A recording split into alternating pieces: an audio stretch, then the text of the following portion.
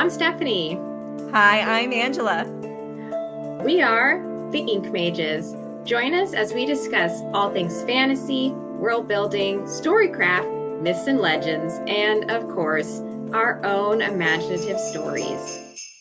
Welcome to the Ink Mages podcast. We're so glad that you've joined us. Today we have a special guest who's going to be in the studio with us. We have author Bethanie Finger. She is a writer, reader, and a librarian.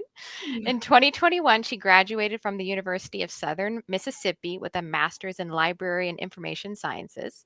She has worked in public libraries and local bookshops and currently works as a school librarian. When she's not writing, she enjoys hiking, podcasting, and exploring the world. She happily lives in Nevada with her husband, their two dogs, Scamp and Beowulf. Great names. Love that name. And an ever-growing TBR collection. So we're super excited for you to meet Bethanie. Angela and I got to meet her at the Forever Twilight Forks and Festival and Forks. So yeah, let's bring her out to the show. Hey, Bethanie. Another author friend that we just are so glad that we made at the Forever Twilight and Forks Festival. That was such a fun time. It was. Full up there. I wish I could have just stayed and put on a giant hoodie and wandered aimlessly throughout all of northern Washington. We felt the same way. And we did at least hit up a couple of the tourist spots on that Twilight checklist. Yeah, I think we hoped we were going to have more time, but as you know, it was a lot more. That one day of book signing was a lot more than I think we could have ever expected, which is great. But it definitely took the energy out of the hot air balloon. So yeah, all the extra wondering. Didn't necessarily happen. But I commented so much to people because I'm from Texas, how it was so lovely to smell trees again. I said the same thing because we've been in Nevada the last 2.5 years. Yes. And we got, I think, just past the Reno area. And I was like, Quentin, look at all this green stuff. I know. There's green stuff everywhere. Yes, and you drove from Nevada up to Washington. How long of a drive was that? So it's like a 29-hour drive, I think. Ooh, gosh. But my husband has a Tesla, so you have to stop and you have to charge. And oh my gosh. Luckily, we're big. We love road trips together. We're in the military. We kind of have to every time we move. But we just took that time. We talked a lot. I did a lot of writing in the car. I read a couple of books out loud to him. We listened to a few podcasts that we really enjoyed. So yeah, luckily we enjoy each other's company and we're big road trip people. So we got to enjoy the very long drive there and the very long drive back. That's awesome. So at the Ink Mages, we kind of have our quintessential fantasy sci-fi nerd facts. We like to find out about the authors that we have on the show. So what's something you can tell us about you in the fantasy realm that you'd like to share with our audience? Ooh. Is it that I'm secretly want to be on Charmed since I was 12? That works. That definitely works. Yes. Just one of the sisters or along with the gang, or was there a particular I would love to be Piper. Piper's the go-to favorite. Oh man, that brings me back. Yeah. I mean, honestly, that's what started my love of fantasy. Buffy, Doctor Who, Charmed. These are all things that sculpted my childhood and my early adolescent and teen years. And Firefly was anything Joss Whedon. Firefly, I just wrote a Firefly graphic novel out of use. Oh my gosh. Buffy graphic novels were also really good.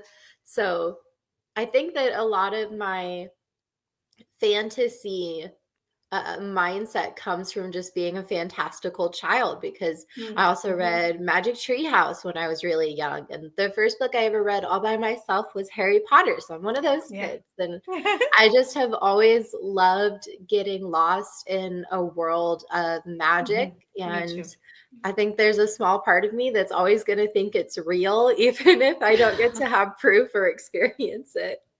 So tell us a little bit about your author journey. We've now heard you've always loved and been into the fantastical from a young age, but when did you make that switch from, ooh, I love fantasy, now I'm going to write one? So this is something I did not have to consider until recently. I have always been writing.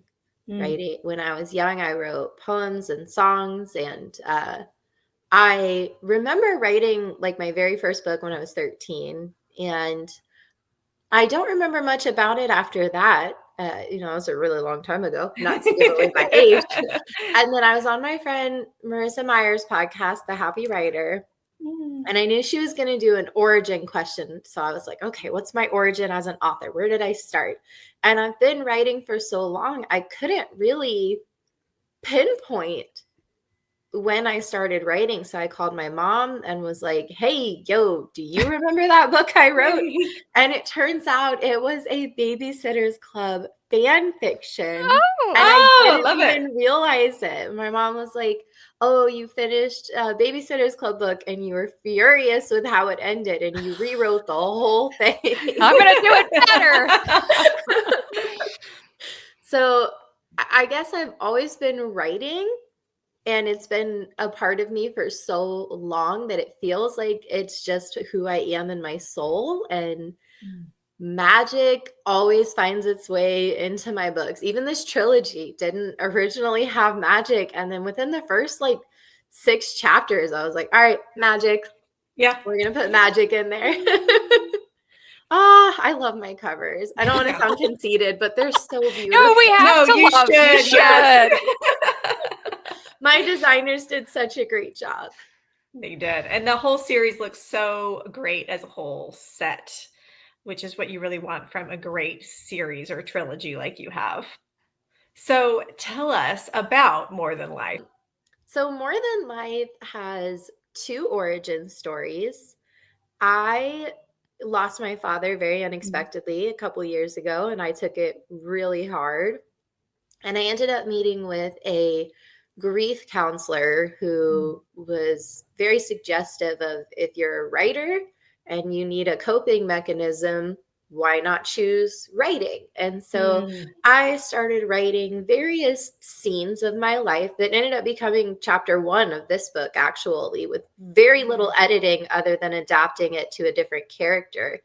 And then it came time for my 2022 Nano project. And I had 5 or 6 chapters of my life. And I had all these ideas on my phone, and I was trying to figure out, how am I going to make a story? I don't even know what my inspiration is. And I had a note in my phone of a conversation between 2 people where one person said, I know it sounds improbable. And the other person said, no, it's impossible. And so I got to thinking, who are these people? And why are they having a conversation? And what's their conversation about? And when I went back to my dad, all I could think about was his love of the ocean and adventure and sailing. And I wanted to find a way to connect all of those components. My dad's love of everything nautical, all of these chapters I had written that were keeping me close with him and his memory. And then this one sentence that I just couldn't get out of my head. And eventually I landed on the concept of Atlantis. And so the thing that Jaspar very strongly believes in is the lost island of Quilaris. And the thing that Cordelia just cannot picture as a reality is the lost island of Quilaris. And this story encapsulates how the 2 of them overcome the grief of losing someone that they're very close to while falling in love and learning how to accept that sometimes the impossible is not as impossible as you might think. I love that. I love it when stories have a resonance of hope, particularly when the characters go through such devastation. That's such a strong theme and a good storyline for a book that you're investing yourself into. And I think it's something that so many people need to know is available to them, that there is hope and there is room for the impossible. So I really love that that's where the story is going, and enjoying the journey that I'm already on with your story.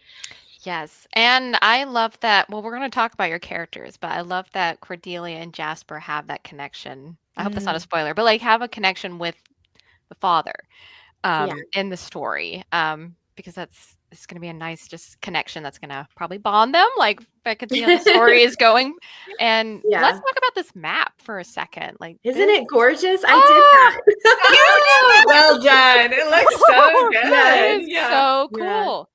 And I was ready to fight tooth and nail for that map because I have so many friends that are published and their publisher wouldn't let them have a map. And so What? I put all of my heart into this map and I was ready to fight for it. I was going to climb the top of that hill with my little saber and my shield and just go for it. And my publisher was like, "You made a map? That's amazing. Send it to us." And I was like, no fight at all. and readers love maps. Like, I mean, Yeah. I can just already tell like there's going to be a lot of sea voyaging Mhm. with the way that this landscape is. Like, there's more ocean than there is land. So I'm Yeah. definitely excited for the seafaring part of the story. There's So a yeah. quite beautiful, vivid, colorful version on my website if anybody wants to see Oh, it in color. And I'm working on a spinoff right now. So I added more details. So if anybody wants to go check that out and see if they can figure out what the spinoff is going to be about, I put a lot of heart into that one too. awesome. So let's touch on your main characters. So far, Mhm, since I've gotten into the story, there is two point of views. mhm. We follow Cordelia and we follow Jasper. So can you share a little bit of the inspiration behind them? Do they represent any people in real life that you may know? So one of the goals I set out with this story was I wanted grief to be its own character Mm. because when I pull back the curtain and I look at media in general, books, movies, TV shows, grief is not a lot of the forefront. If anything, it's compartmentalized and pushed to Yeah. the back. And, I'll think about that later. Right now, I've got a dystopian government to Yes, a overthrow. quest, Right. a Right. mission that I So, must do, and Yeah. grief comes um, later. Yes. and that's fine. Compartmentalization is great, but I wanted to see what it was like if you had characters that couldn't compartmentalize. So I started writing the characters, and then I realized I myself was shying away from the grief just out of habit. I was like, well, people don't want to read about this. Um, and I was in the middle of writing it, and I was talking to a friend of mine, and her name is Heather Schneider. She wrote the Chasing Cheer series, and she and I were talking, and she was like, "But it's your story. Like, if you want it to have grief, put that in there. If you think that that's going to fill out your characters better, put that in there." And then once I started trying to see how these people would experience grief differently, one person losing his mentor, but also the only person in the world that can remember his existence. Mm, And then Cordelia losing her father, who's the person in the world that she's the closest to. And so they're experiencing the loss of grief in two different ways. It's the same person, but Mm. they're handling it in such different ways. And so Wow. Cordelia got a lot of upfront. There was a lot of effort in who is Cordelia as a person. Um, because she needed to be someone people could root for. But I wanted her to be real. I didn't want it mhm. to be this Mary Sue where she goes Right. from being a lady in society to a barmaiden, and look, she's just the best maid She's ever. killing it. Yes. So she needed to struggle, but she couldn't be only struggling, or nobody's going to be very happy to listen to the whiny rich girl who can't clean a bedpan without a little clothespin on her Yeah. nose. Yeah. And then I wanted Jasper to be a good foil for her, who's someone that could potentially support her when she doesn't believe in herself and when she's struggling to make all these changes in her life, but also is not going to spoil her or baby her when she gets a little too complaining about all of the things that she has going on. And from there, they sort of just kept developing as their own characters. But I did put a lot of effort into their compatibility. And I do think a lot of their mannerisms and their personality choices came into, well, what would be a good match for Cordelia and her partner, or what would be a good match for Jaspar and his partner, and it just helped flesh out who the characters really were.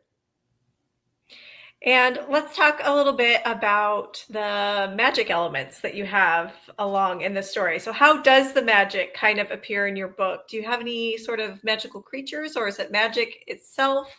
Go ahead. It's a little bit of both. I wanted this to be a story that takes place in a magical world, not a story about a magical world. So there's magic, but we don't have to say there's magic and there's magical creatures, but we don't have to say this is a magical creature. Right. Just randomly you hear about someone using this power. Or like, oh yeah, there was a weather mage in town last week. Or we don't have any healers in this area. There's not a Thurgist for miles. Or, you know, little things that I thought would help envelop the fantasy world without it being only about fantasy. Because this particular story, it was just more about character-driven plot. And I wanted the magical elements to be there, and they're very important and super cool. I got to come up with a bunch of random names and words for stuff. But I just really wanted there to be a fully developed magical world, and we're just in a part of it with these characters. I wanted it to feel like this entire magic system and world already exists. And we could be reading any story in that world. It just so happens that we're reading Cordelia and Jaspar. I was recently just watching a video on YouTube on 5 things to make sure you do in your world building. And the one was the importance of lore. So like while you were talking about, oh, someone mentions like healers or somebody mentions there's a weather mage. Those are the kinds of things that makes your story seem bigger. That there is a lore that's involved, but yet you're focusing on the importance of these two characters who are going through grief. So like there is a magical world like at play, but that's not the focus. So I think that's cool that like you've have things that are lore in your world building, but they're kind of just like, yay, there's potential for something else to maybe happen. And this is within the construct of like a historical fantasy, but this is a completely created world, or does it have its realities in a real place? So it's historical because I didn't want technology to get in the way of me finding a lost island. Right. But I also needed it to be fake places so that there weren't like inaccurate inconsistencies historically that I had to do a bunch of research on. Right. So it's like, okay.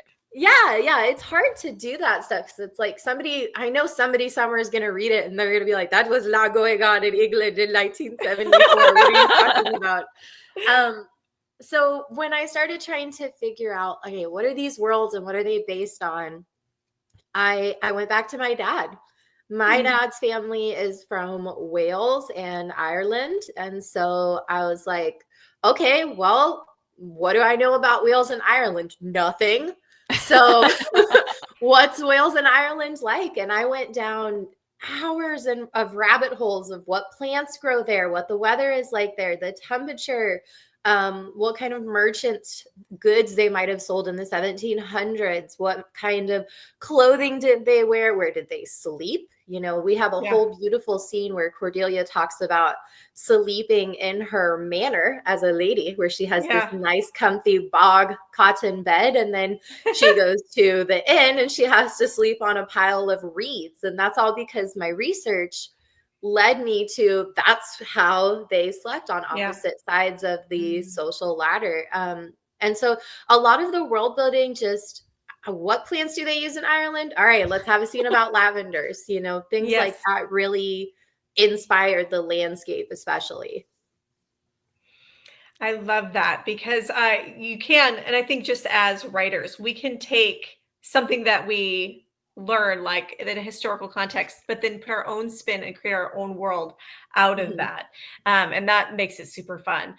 I think I'm actually experimenting with a book that I'm writing right now. It's actually modern day and it's set in Ireland, but it's in a town that doesn't exist. Oh, Like, because the last thing you want to be writing is something where you're cornered to have to yes. do things detailed and perfect to a place that really exists. And yet bringing in all those nuances to a place that is real.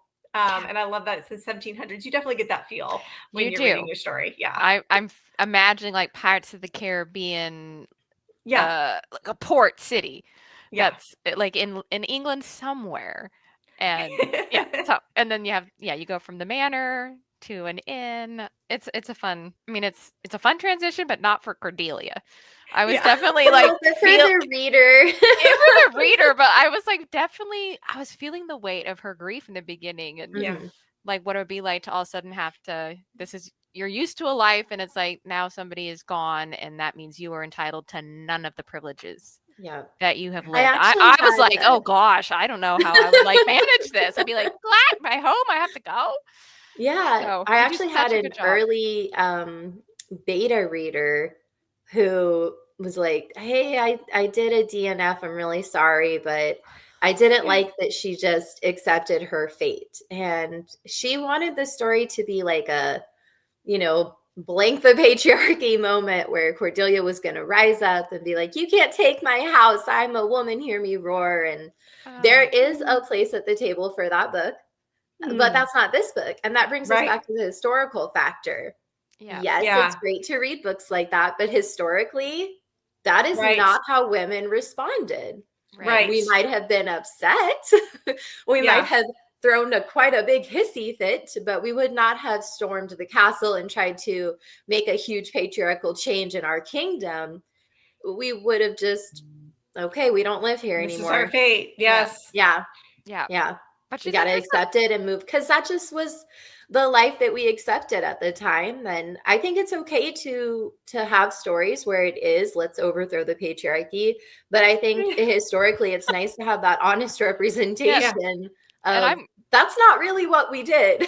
yeah, and Yeah. I'm relating to Cordelia more for that reason. Is Yes. that what would it be like to all of a sudden you're now on your own and as a Mhm. woman you're gonna have to figure it out and find people you can rely on and like struggle a bit and she's gonna make mistakes and she's made mistakes and it just kind of makes me chuckle but I'm like I probably would have like dropped somebody's soup in their lap too if I've never waited before. I've never been a waitress. So I'm like, yep, I would be so out of my depths. Yeah. And some of those scenes are just fun for the writer, But Mhm. I've had so many people who've connected with Cordelia in those little moments. Like I had Yes. someone message me that the scene where Cordelia accidentally slams the door and she apologizes to the door made her feel like really seen because she's like, "Oh, I'm always apologizing to inanimate objects." Yes. So little parts of that is it's just, those are small mannerisms that I think Yeah. really help define a character so that you feel closer to them. That it's not like Cordelia's clumsy. It's like, girl really does not know how to open a door or pull out her own chair or, it's not even necessarily that she's clumsy. It's she's never had to do this stuff before. Wow. Yeah, and I like that. Humanity always Yep. brings that reality, whether it's in a fantasy world or not, to the reader. And I love that this started out as a project because of an experience you had losing your Mhm. dad, but the opportunity that a story now has to now create healing and help other people walk through grief. I love that because it doesn't put it off to the side, Yeah. and it makes it important and something that needed to happen for your characters and even for you in your life. And I think that that makes us a gold nugget. Yeah. So I love that you were patient with that and allowed that to come out that way. So What's next for you? Have some more books? It sounds like you are writing something that goes Yeah. along with this storyline.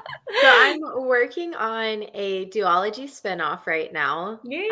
More Than Dreams and More Than Destiny. Ooh. I'm actually giving More Than Dreams to my alpha reader tomorrow. Woo! I'm very excited. I went to my husband on Sunday and I was like, I did it. We're done. We're gonna do a we're gonna do Yay. that. We're gonna do that F7 and then send it to Ashley.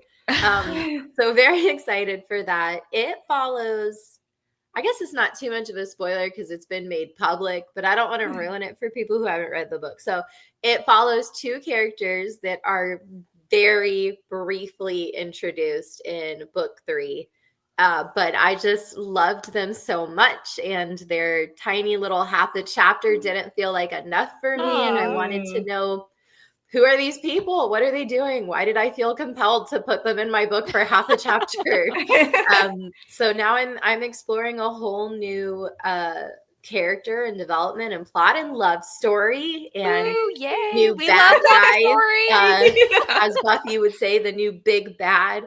There's Ooh. 2 new big bads that I've got that I'm working on, and it does still take place in this magical world. A lot of it is in Quolaris and in Mykeria, but we actually spend time in the Mykerian capital city. So we're not in the small, cute, seafaring fishing town. We're all the way in the capital city, where there's all kinds of drama going on. Nice. Well, all right. So you've written just the first one, and the duology. There's going to be 2, but you have the first one done. Is that right? So I have the first one done. Yes, yay! I'm like, book 2 is almost done, and oh they're wow. going to come out at the same time. Oh. I, as a reader, because I always say I'm a reader first and a writer second.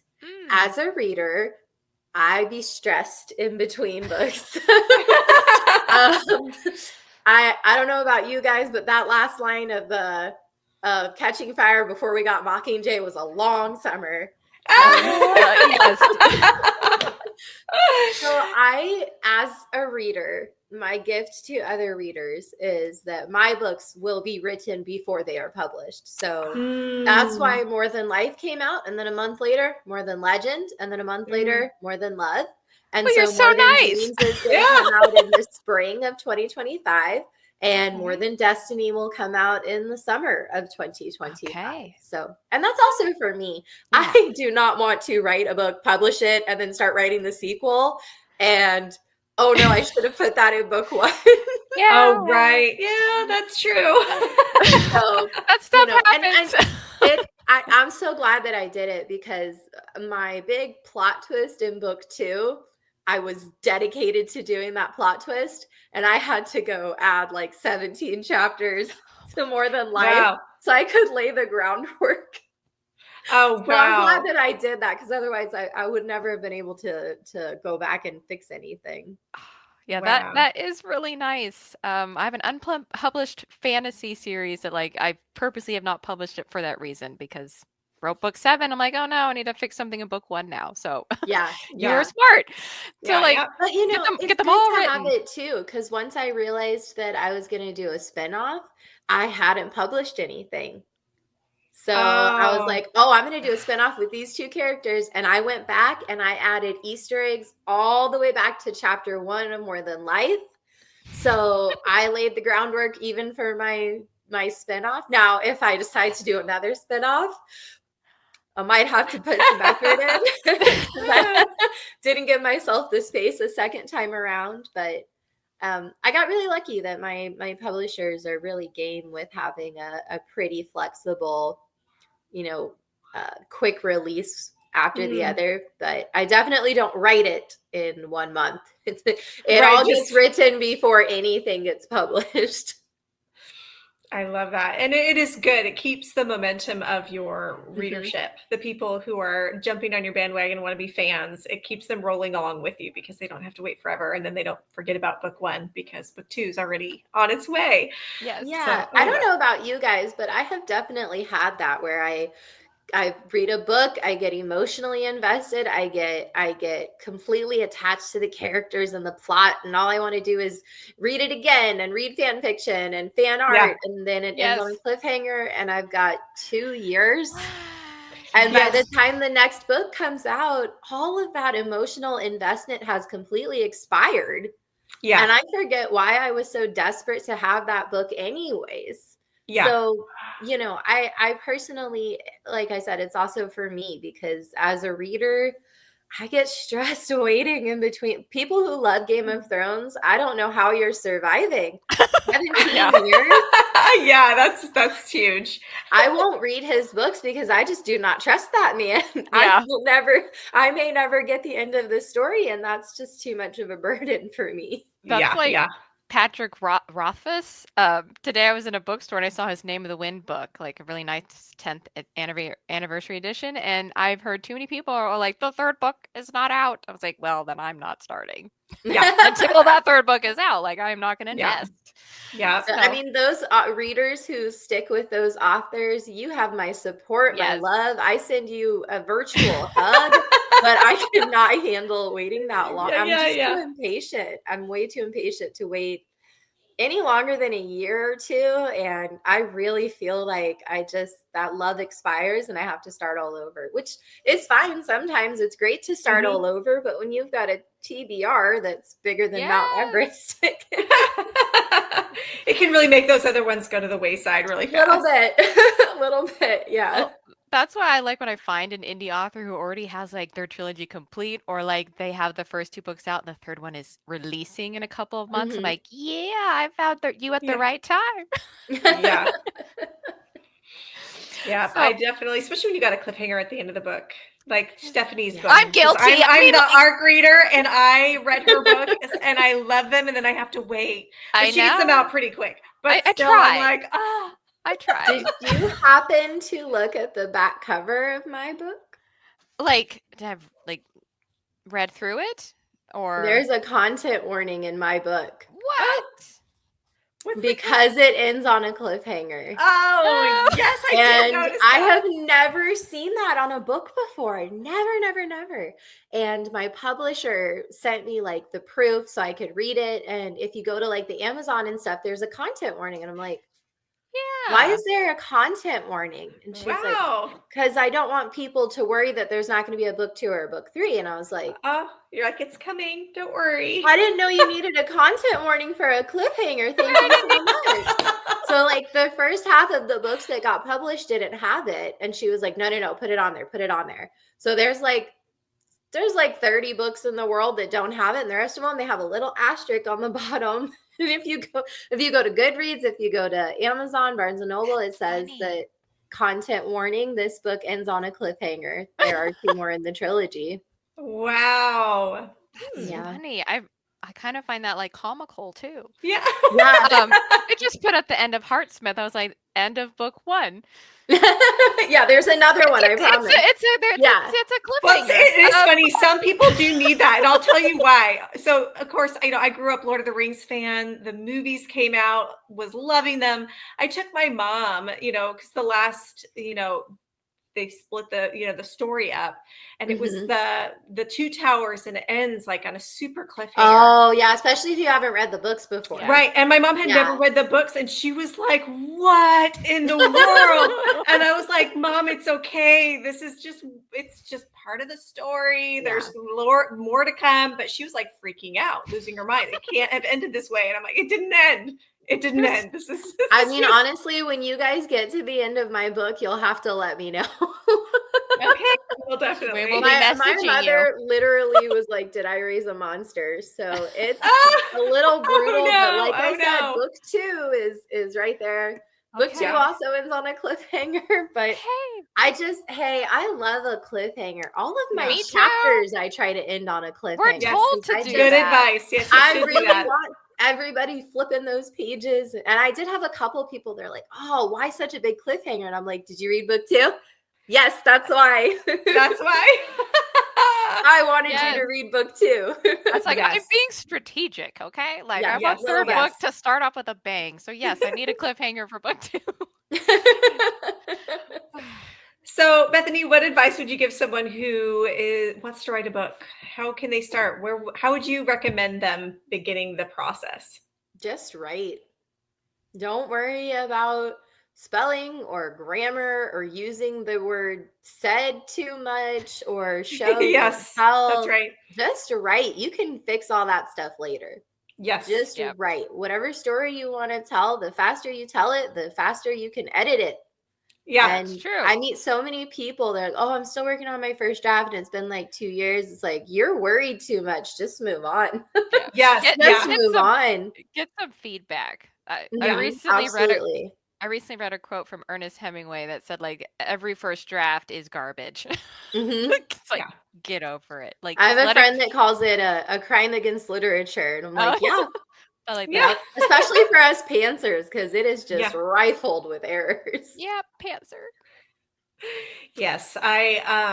I think that too many people get hung up and they never even finish because they're still waiting for perfect to come. Yeah. And Yeah. you're never going to get there if you don't even just start. It's like practicing an instrument. You got to play Yeah. it. You got to play it Yeah, if you're you going to gotta get good sound at it. bad. You gotta sound Yes. You're bad going at to first. sound Yes. bad.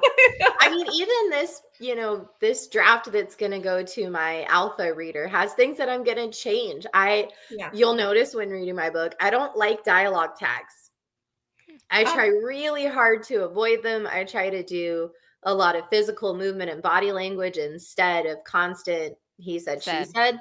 yeah. But the first draft, Yeah. it's gonna have he said, she said, because I haven't put all that in there yet. Yes. So I would say just write and try to have fun with it. And if you are sharing it with other people, be upfront about what kind of feedback you want. Don't just give Yes. them the book and say, let me know what you Yeah. think, because they're going to be like, there's a typo on page 7. You're like, I'm Tell not them, worried hey, about I that. want to Yeah. know about the characters. I want to know Yeah. about the plot. I want to know about, did Pacing. you think that this magical element made sense? Do you hate this character? Because I think they're annoying, but I want you to like them. Yes. So Yeah. you really just have to be very clear and upfront when you're getting that feedback about what it is you're looking for, which is why I think it's important to have alpha readers and beta readers. Because like Yes. my alpha Mm. reader is aware.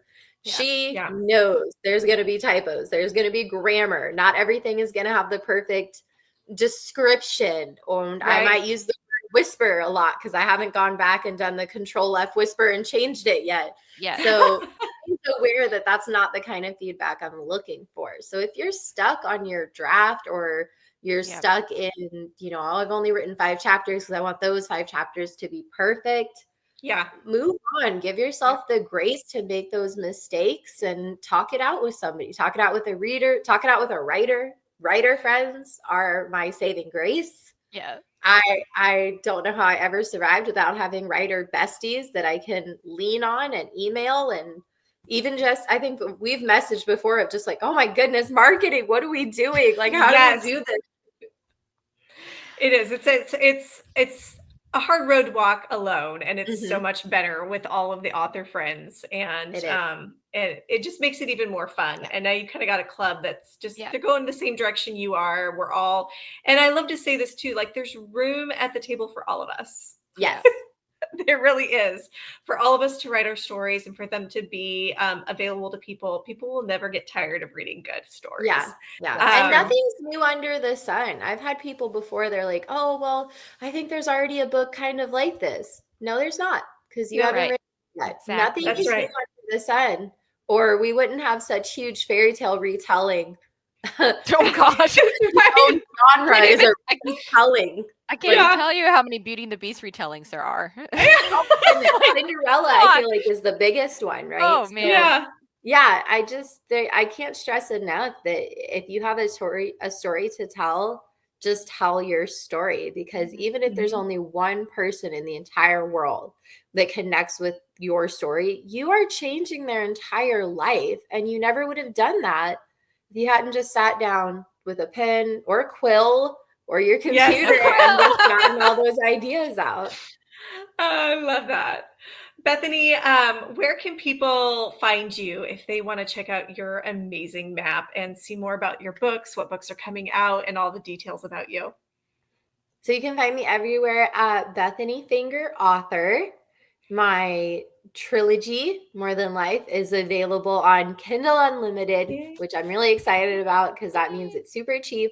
But if you want to save money, I always recommend that you request it and order it at your local library. If you want special signed copies, I do have those on my website. I gift wrap them and they come with all these cute little merch things that I Let's have. go. And I have We these love really pretty like book swag. anchor ribbons and yeah, and you can find my books everywhere. Barnes and Noble, Books a Million, Amazon, Target, everywhere books are sold.